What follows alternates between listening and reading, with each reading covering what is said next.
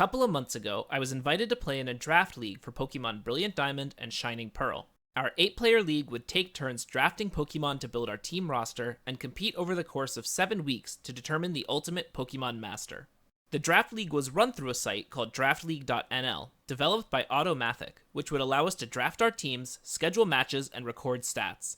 This entire league couldn't have happened without Automathic's website, which hosts over 100 active draft leagues. If you ever want to join an existing league, or make one with your friends, you should use Draft League and support the developer. Our league was made up of friends from college, of varying experience and skill level with competitive Pokemon. We had 8 teams: the Carborough Croagunks, the Mainline Mankeys, the Pittsburgh Steelix, the Detroit Duckburgs, the Warsaw Wardrobes, the Wheat Ridge Weaviles, the Queen's Quagsires, and my team, the Hyde Park Honchcrows. This is my story during the inaugural season of the Nittany Linunes Battle League. Naturally, the first step in any draft league is the draft. Here's how it worked. First, we banned every Pokemon in the Ubers tier of competitive Pokemon for Brilliant Diamond and Shining Pearl. We did make the decision to unban the Drizzle ability, as it would be much harder to use effectively in a draft format. BDSP is pretty unusual, because it isn't just limited to Gen 4 and lower Pokemon, but also has limited movesets that totally change the standard viability of some Pokemon. We divided every Pokemon into one of 6 tiers, ranking from the best of the best in Tier 1 down to the absolute trash in Tier 5. Drafting a Pokemon from a tier cost you a number of points, and every team started with 1,000 points. The only other rule was that you had to draft at least 10 Pokemon to keep players from just taking 6 top-tier Mons and not doing any interesting team building. I spent a long time trying to figure out what my strategy would be. I trolled the tier lists for Pokemon that I thought were underrated and tried to develop a strategy that would keep me from having any glaring holes on my team. The first step I took was determining if there was anything I absolutely had to get at a higher tier. First and most obvious was that there were no dragon types below tier 2.5. There was simply no way to get a dragon on the cheap. Similarly, while there were a few fairies in the lower tiers, they absolutely couldn't compete with the strong fairies in the higher tiers. BDSP is a format where entry hazards are really strong, so I knew I wanted a good rapid spinner, but there were only 2 real options for top tier spinners. Now that I knew what I absolutely had to spend my points on, I could formulate a strategy. I would love to go on and on about how brilliant my planning was, but instead I'll just show you how the actual draft went. We were doing a snake draft, which meant that my number 2 position was pretty tricky. I got a super early pick, but I would have to wait a long time for my second choice. With the first pick of the draft, the Carborough Croagunk selected Garchomp, confirming my suspicion that players would be racing to pick dragons. I followed my plan and first picked Clefable, a powerful Pokemon in both offensive output and utility, and an extremely useful fairy. This way, I could preempt the rush for strong dragons and not have to worry about picking up a weak fairy in the lower tiers. The picks continued and there were no major surprises. Everyone picked a Pokemon out of the first tier for their first pick and out of the first 2 tiers for their second. When it finally came back to me, I saw that Starmie had already been taken, so I went for Donphan, the only remaining powerful spinner. After me, the number 1 spot, the Carborough Croagunks, got 2 picks in a row. They decided on Pelipper and Kingdra, a highly alarming combination with Drizzle and Swift Swim. I was surprised to see that Salamence was still available, as I hadn't expected any dragons to make it all the way back to me. So I decided to shoot for building a Steel Fairy Dragon core, and I picked up Salamence. On the other side of the draft table, the Queen's Quagsires had used their back-to-back picks to grab Gliscor and Alakazam, followed by Lucario and Rotom Mow. This gave them access to a good range of powerhouse defenders and attackers. When things came back around to me, I knew I needed a good steel type to complete my core, but there weren't many great options in the lower tier. I ended up choosing Bronzong, because I needed a strong Stealth Rock setter and it offered a lot of utility. Meanwhile, the Detroit Duckburgs were building their own Steel Fairy Dragon core with Togekiss, Dragonite, and Metagross, a much more offensive combination than my own. With Salamence, I had a fast physical attacker, but not a fast special attacker. Gengar is banned, so I knew that there weren't many ghost types available. I went with Mismagius out of tier 2.5 for its high speed, special attack, and wide move pool. With access to stab ghost moves, Energy Ball, Mystic Fire, Psychic, and Thunderbolt, Mismagius had almost perfect coverage. The Pittsburgh Steelix had picked up 3 tier 1s, Scizor, Azumarill, and Heatran, and then followed it up by grabbing Mew. This was a really scary team, but the high point costs meant they had to fill out a lot of their roster with tier 4s and tier 5s. I wasn't sure exactly what I needed next, so I decided to make some picks I had pre-planned. First, I grabbed Linoon, which I knew was a really strong belly drum user with extreme speed, and that could make it a menace in a draft format where not every player was guaranteed a good steal or ghost type. I figured that, for a low point total, I could probably steal some free wins with our league mascot. The other pick I had planned from the start was Murkrow, one of the few prankster users in the format.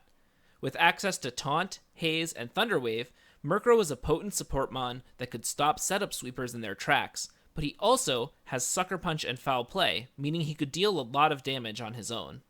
I saw that Carburrow had also picked up Kabutops and Tentacruel to round out their rain team, so I decided to go for Lantern as a counter. Lantern has access to two powerful abilities, Volt Absorb and Water Absorb, as well as good defensive stats that I hoped would let me stop Drizzle in its tracks. The Wheat Ridge Weaviles, however, had gone in the opposite direction and built a Sun team with Torkoal, Vileplume, Shiftry, and Victory Bell, though Vileplume would later get traded in for Charizard. Oh yeah, once a week, teams were allowed to trade in a Pokemon they chose with an undrafted mon of the same point value. This would let people correct mistakes they made in the draft or react to changes in the metagame. However, you were only allowed to trade for the first half of the season. I knew I had enough points for a Tier 3 and a Tier 4, so I decided on Roserade as my Tier 3. I wanted a strong Poison-type attacker to break enemy fairies, and having access to Spikes and Toxic Spikes was also very appealing. The mainline Mankeys chose Rotom Wash, a Tier 1, as their last pick, having saved a bunch of points until the end. Many of us expected Rotom Wash to be picked in the first round, so it was a real surprise to see that it made it all the way to the end. However, it's in the nature of the format that not every Tier 1 is going to end up picked. My last pick had to come out of Tier 4, and I was stuck between Xatu and Spiritomb. I thought that Xatu could be useful as a psychic special attacker with screens and Trick Room support, but I also like Spiritomb as another defensive option. In the end, I went for Spiritomb as my final choice. Ultimately, I had these 10 Pokemon. I was pretty happy with my team, and I spent a week making sample teams and figuring out the best ways to combine them. Finally, it was time to play. In our league, each team played twice a week until they had played every team in the league twice. This meant we had a total of 14 matches, which would determine our placement for the final playoff tournament. Watching the footage of these early matches, I'm surprised by how much I and every other player improved, so please be gentle with whatever mistakes you see. Everyone got a lot better in both team building and gameplay over the course of these 7 weeks. I won't tell you about every match of mine in great detail, but I will explain some of the more exciting ones, which included both of my Week 1 matches. My first opponent was the Carburrow Croagunks, who brought their fearsome rain team. I was definitely unsure how to best use my team, and Lantern majorly underperformed. I was taken by surprise by the offensive Pelipper, whose Hurricane is 100% accurate in rain, and I could only finish off 2 of Carburrow's Pokemon before I was taken down, mainly by Swift-Swim Kingdra, Tentacruel, and Lapras. My second opponent was the Warsaw Wardrobes, where I debuted my secret weapon, Bellydrum Linoon. I definitely got lucky with the Skarmory, who didn't bring Whirlwind, but I ended up with a clean 6-0 on the back of Stab plus 6 Extreme Speed. Unfortunately, I may have shown my hand too early, as going forward, everyone was on their guard in case I brought Linoon again. Week 2, I had to play the Queen's Quagsires.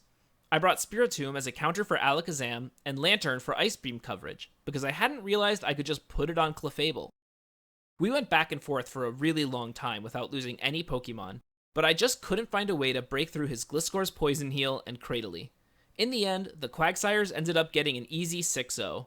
Queen cemented themselves as an early frontrunner, finishing this week with a strong 4-0 record. My other Week 2 match was against the mainline Mankeys, where I got the first demonstration of Mismagius's true power. Mismag would quickly become the centerpiece of my offensive strategy.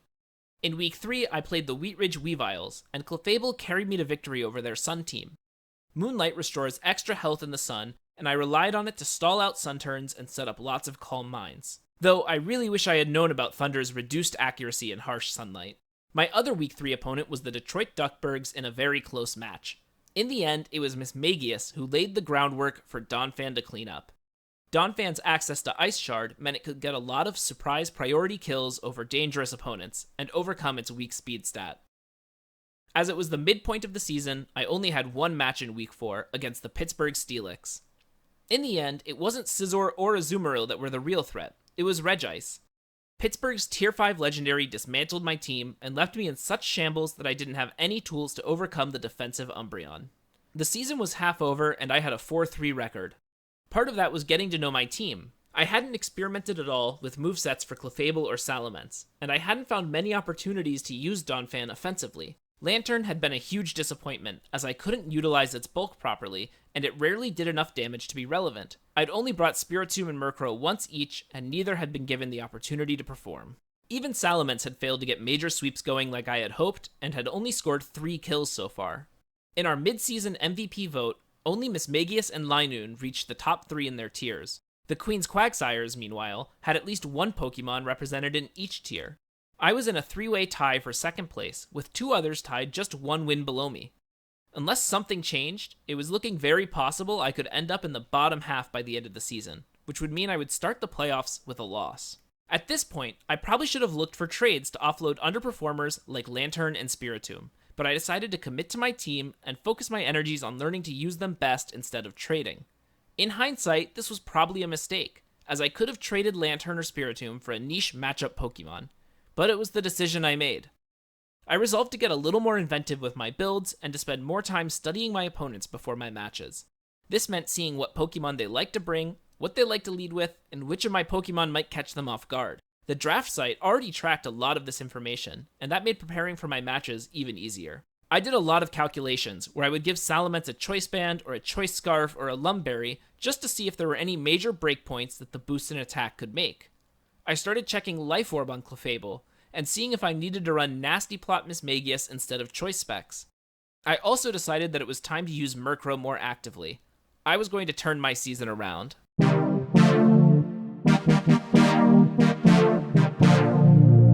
We had passed the trade deadline, which means that everyone's teams were set in stone. While this meant I wasn't going to see any surprises, it also meant that everyone was becoming more comfortable with their teams. The Queen's Quagsires had taken a commanding lead, putting them ahead of the competition. Just behind them was the Carbarrow Croagunks, whose rain team had proven hard to overcome. Of course, this meant that these two were both of my opponents for my Week 5 matches. Against Carbarrow, I decided to build my team totally differently. I still brought Lanturn, but I made sure to lower the speed on most of my team and bring Trick Room on Bronzong. The idea was that I could use Trick Room to circumvent the Swift Swim speed boost, and once Trick Room expired, I could sweep through the remainder with my fast Salamence and Mismagius. In the end, I totally played this wrong. I let my Donphan and Salamence get killed early by Wormadam trash. Yes, really. And when I did get Trick Room up, I stayed in with Bronzong instead of switching to Clefable, which I expected to sweep Carbarrow's entire team. As a result, Trick Room ran out before I could build a strong lead. Worst of all, I knew that if I had just played this a little better, it was a winnable match. For my game against Queens, I decided to cheese my way through his defensive walls with Linoone. I calculated that +6 Iron Tail on Linoone would one-shot Cradily, their expected lead, and then Extreme Speed would hit the rest of his team for, if not lethal, then lots of useful damage. Sure enough, when the match started, Cradily came out first. All I had to do was Belly Drum and click Iron Tail.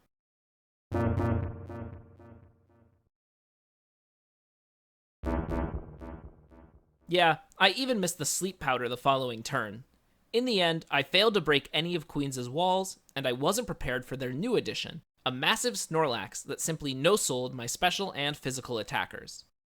My plan to get a second half resurgence looked like it was falling apart as soon as it had started. In Week 6, I played the Detroit Duckburgs. In this match, Donphan took over immediately, and Murkrow made cleaning up look easy. Things were starting to come together. In my other Week 6 match, against the mainline Mankeys, Donphan once again proved its worth. Without a ground immunity, Donphan was able to Earthquake and Ice Shard his way through the entire enemy team. Week 7, the final week of the regular season, meant that I had to play 3 matches. First was my second match against the Pittsburgh Steelix, and I was out for revenge. A massive flamethrower read on Scizor let me build an advantage, and even though Bronzong got frozen, I was able to use it to chip down major parts of his team. This time, I was ready for Regice with Stone Edge on my Salamence. The conclusion of the match was very close, as Pittsburgh was able to use Yawn Umbreon to stall my team out. In retrospect, the Sleep Clause meant I was never really in any danger here, but we had both forgotten that it was in play. Eventually, I got the sleep timer I needed from Sleep Powder to clean the match up. I decided that against my next opponent, the Wheatridge Weaviles, I would bring Dragon Dance Salamence, get off one Dragon Dance, and then sweep my way through the rest of his team. I was unprepared, however, for the sixth-dimensional mind games that were about to be unleashed upon me. Choice Specs the Torkoal decimated my Salamence with Eruption, and I was completely unable to recover. Purugly switched in on Mismagius, and I never got the momentum back in the match. I mismanaged my Clefable against Charizard, and that was all it took for Wheatridge to run away with it. Without Clefable or Salamence, I didn't have a good answer to his gigantic Tyranitar. Well played, Choice Specs the Torkoal. My final match was against the Warsaw Wardrobes, who I hadn't played since week 1. I once again put my Clefable in at a bad time and got it blown up by Poison Jab, and I threw away my Salamence against the speed-boosted Starmie. Ultimately, it came down to a huge couple of turns by Murkrow to claw me back into the game. Even then, I was only able to beat Warsaw thanks to a critical miss by Icicle Crash. That was too close for comfort. I ended the season with a record of 8 wins and 6 losses, putting me in 3rd place. I was guaranteed to play Wheatridge in the first round of the playoffs, and even though I had just lost to them, I was feeling much more comfortable with my team. I felt like all of my pieces had started to click, and I had a better sense of how to use my Pokemon. While I had evidently traded off increased effectiveness on Donphan for decreased effectiveness on Clefable, Mismagius had remained constant, and I had a better idea of when Salamence was useful. I was starting to see Salamence as less of a sweeper and more of a revenge killer, with sets laser targeted to instantly killing my opponent's most problematic mons. The draft site automatically collected stats, and by the end of the season, Mismagius was in the top 3 for kills. Not bad for a tier 2.5 mon competing against tier 1s. I had also leaned into a more offensive Clefable set, as it had access to Ice Beam, Moonblast, and Flamethrower, which meant it could handle any threat coming its way. Also, playing a defensive or utility moveset is simply harder than going hyper offense, and I had decided to embrace the monkey mode. Time to see if it could carry me to victory. The playoff bracket was a best-of-1 double elimination tournament. Performance in the regular season determined not just your seeding, but also if you were placed into the winners or losers bracket. My first opponent, the Wheatridge Weaviles, had just blown me out with Choice Specs the Torkoal the week before, and I wasn't going to let myself get fooled again. This time, I brought Banded Salamence to maximize the damage on Torkoal and to prevent it from getting off a big eruption. I sacrificed Bronzong to Torkoal after some switching, and threatened with Donphan. Salamence made for a good pivot against Victory Bell, and I could continue to switch between Salamence and Donphan to get favorable matchups against the entire enemy team. I stalled out until Charizard was in Energy Ball range, and then I was able to clean up with Choice Specs Mismagius. I had even given Mismagius exactly enough defense EVs to guarantee it would never die to Purugly's Shadow Claw, a move which paid off, as Mismagius lived with just 3%. I had won the first round of the playoffs, and sent my opponent to the losers bracket. Up next was an even bigger challenge, another match against the Carburrow Croagunks. I had failed to adequately prepare for Wormadam Trash and their rain team before, but this time I resolved to play my Trick Room strategy to perfection. Choice Band Firefang Salamence allowed me to tear through Wormadam Trash before it could get anything started. Now it was just a matter of setting up with Bronzong and getting as many kills as possible with my Clefable. I predicted that Tentacruel would try to read my switch, so I stayed in with Clefable to steal some big damage, and then I managed to finish off Illumise. With her job done, I let Clefable die and brought in Salamence to finish the job. Donphan's Ice Shard threatened Garchomp, and I knew that with Sturdy, I could use Donphan to finish off the rest of his team. This was a huge victory for me, especially because I had so badly misplayed my earlier matches against Carburrow. I definitely felt all the ways I'd improved as a player during this match, because besides leaving off Lantern, my team building hadn't been massively different.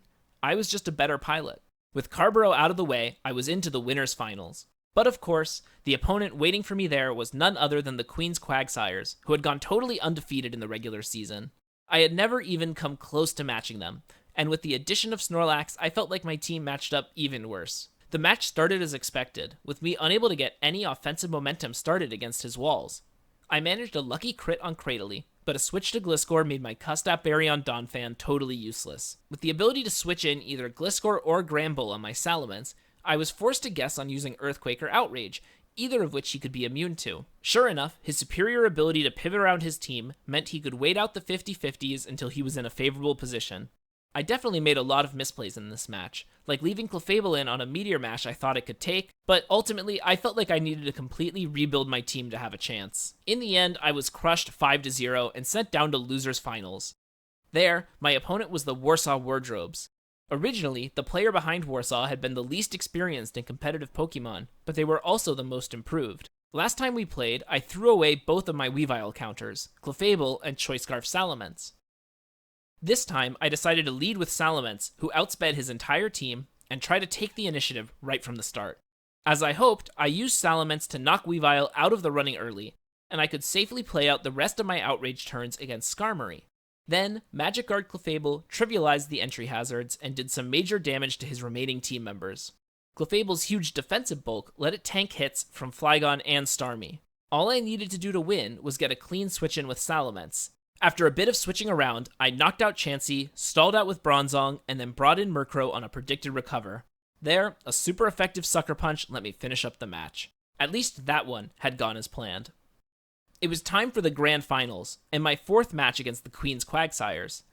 I compiled all the information from our previous matches for this showdown. I brought Roserade for Gramble, and I put Steel Wing on Salamence in case of the switch-in. I decided to try Screens on Bronzong to limit the revenge-killing power of Lucario. All of my preparation had come to this, and I was ready for my revenge. Except, this time I got absolutely, completely blown out. It was just ridiculously embarrassing.